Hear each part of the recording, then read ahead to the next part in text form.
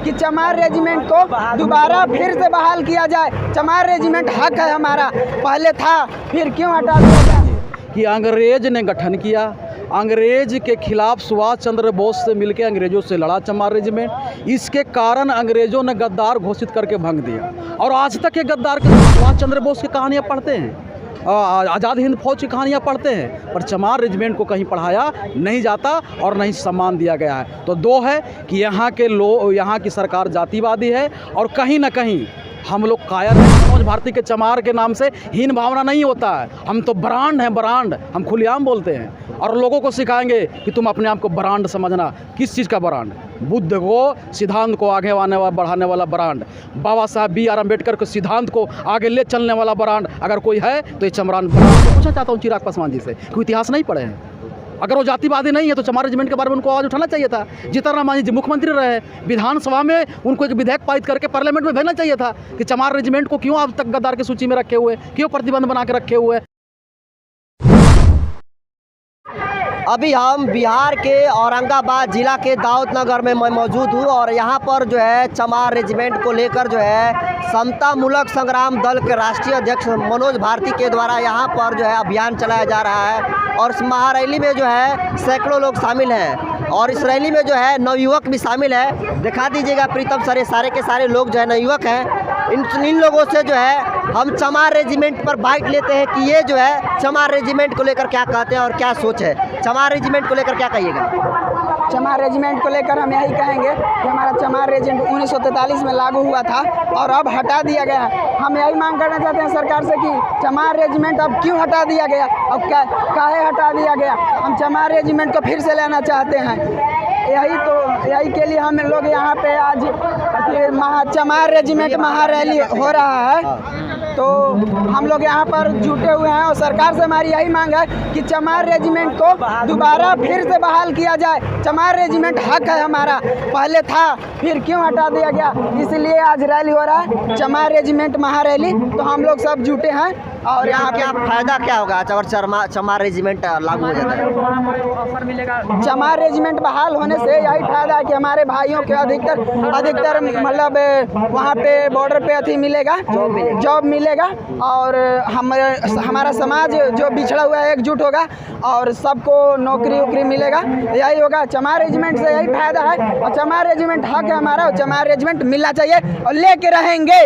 चलिए, क्या कहिएगा चमार रेजिमेंट को? चमार में यही कहना चाहते हैं कि जो विश्व का द्वितीय युद्ध हुआ था उसमें हमारे देश के चमार रेजिमेंट को लड़ाया गया था, जिसमें दूसरे देशों को थर थर कपा दिया गया था, जिसमें अगर हमारे आज भी अगर हमारे चमार रेजिमेंट को अगर भेजा जाता है तो दूसरे देश को अगर देखा जाए तो बहुत भारी पड़ेगा।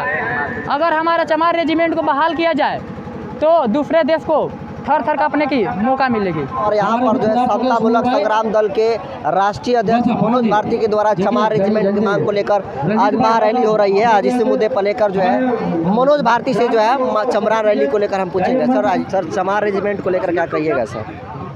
चमार रेजिमेंट भारत के आज़ादी में लड़ाई लड़ी, पर लानत है यहाँ की सरकारों पे कि सभी को स्वतंत्रता सेनानी का दर्जा मिल गया, आज़ादी की लड़ाई लड़ने वाले सभी को दर्जा मिल गया। यहाँ तक कि खिस्सा कहानी में सुनता हूँ कुछ चोर उचक्के जो जेल चले गए उनको ही मिल गया, पर चमार रेजिमेंट को अभी तक नहीं मिला। हमें लगता है कि यहाँ के सरकार जातिवादी है और चमार के वजह से। अब बताइए कि अंग्रेज ने गठन किया, अंग्रेज के खिलाफ सुभाष चंद्र बोस से मिलकर अंग्रेजों से लड़ा चमार रेजिमेंट। इसके कारण अंग्रेजों ने गद्दार घोषित करके भंग दिया और आज तक ये गद्दार की सूची में।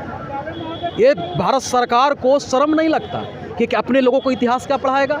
इसे तो चमार रेजिमेंट को सम्मानित करना चाहिए और यहाँ के पाठ्यक्रम में लाना चाहिए कि एक चमार रेजिमेंट जो था वो सुभाष चंद्र बोस को साथ दिया था। सुभाष चंद्र बोस की कहानियाँ पढ़ते हैं, आज़ाद हिंद फौज की कहानियाँ पढ़ते हैं, पर चमार रेजिमेंट को कहीं पढ़ाया नहीं जाता और नहीं सम्मान दिया गया है। तो दो है कि यहाँ के लोग, यहाँ की सरकार जातिवादी है और कहीं ना कहीं हम लोग कायर हैं, इसलिए हम अपने रेजिमेंट को वो सम्मान भारत में बाबा साहब के संविधान लागू होने के बाद भी नहीं दिला पाया है। सर, एक आप पार्टी से बिलोंग करते हैं, जब पार्टी का कोई राष्ट्रीय नेता किसी एक जाति विशेष के रेजिमेंट की बात करता है तो क्या इसको जातिवादी आप पार्टी का नेता नहीं कह सकते? जी नहीं, अगर और कोई जाति का रेजिमेंट अगर पहले से बना हुआ है, रेजिमेंट भी तो है, रेजिमेंट भी तो नहीं है, ये बना हुआ नहीं, और ये रेजिमेंट भी है, नहीं है, इतिहास में नहीं। वो मांग रहे हैं नया।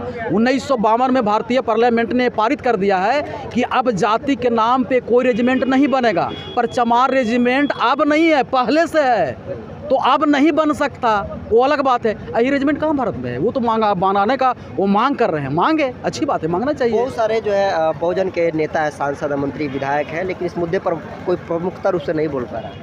इसलिए नहीं बोलते हैं कि पार्लियामेंट में उनकी कहानी जात पता चल जाए, ये चमार है, तो चमार से शायद उनको हीन भावना होता, लेकिन मनोज भारती के चमार के नाम से हीन भावना नहीं होता है। हम तो ब्रांड हैं, ब्रांड, हम खुलेआम बोलते हैं और लोगों को सिखाएंगे कि तुम अपने आप को ब्रांड समझना। किस चीज़ का ब्रांड?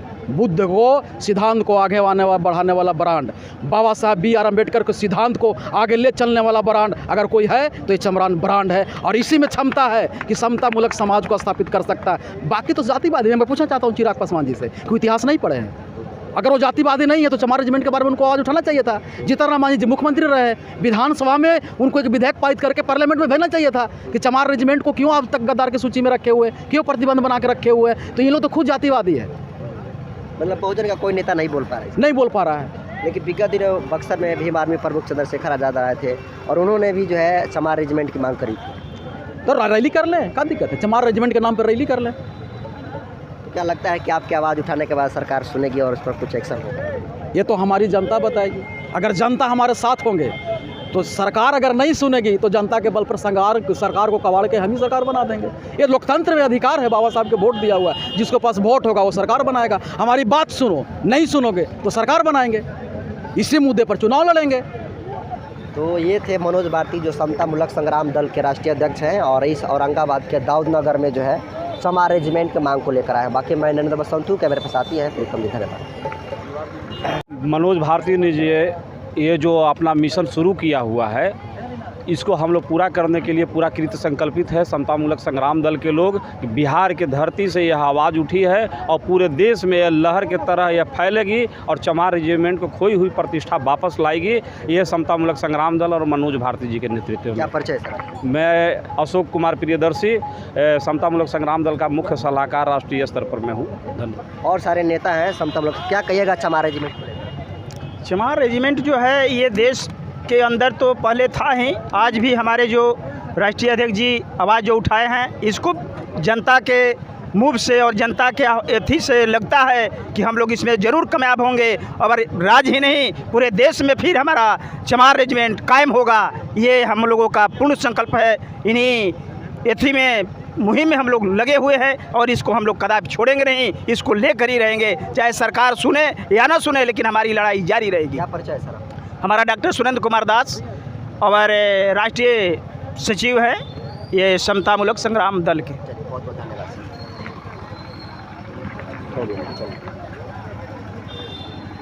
बोलिएगा, मैं ठीक है, बोलिएगा।